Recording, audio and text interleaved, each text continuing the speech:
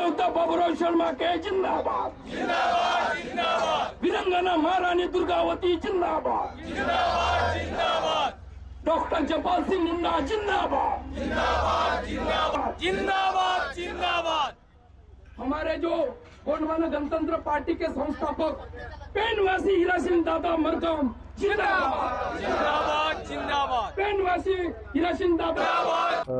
धरणं आंदोलनाच्या माध्यमाने सामाजिक समस्या ज्या आहेत त्या सामाजिक समस्यांना घेऊन सामाजिक समस्या म्हटलं शिक्षणाचे बेरोजगारीचे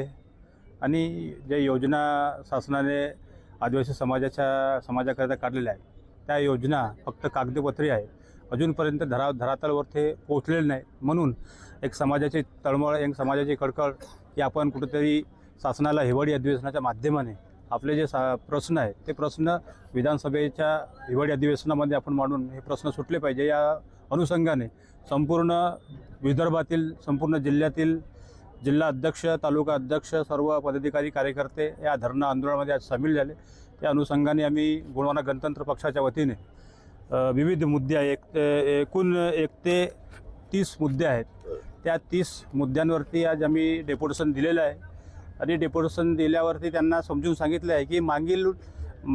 2023मध्ये सुद्धा आम्ही 1 लाख लोकांचा मोर्चा काढून या समस्या आपल्याला अवगत केलं होतं, परंतु ते समस्या अजूनपर्यंत सुटलेल्या नाहीत, उलट वाढत जात आहे. तरी आता मुख्यमंत्री देवेंद्रजी फडणवीस आहेत, बहुमताचे सरकार आहे, तर आपल्याकडून आशा आणि अपेक्षा आहे की ह्या सर्व प्रश्न सुटले पाहिजे. त्यांनी आम्हाला होकार दिला आणि 15 दिवसाच्या नंतर त्यांनी एक गोंडवाना गणतंत्र पक्षाची पर्सनल मीटिंग लावून सर्व मुद्दे हाताळले जातील असे आश्वासन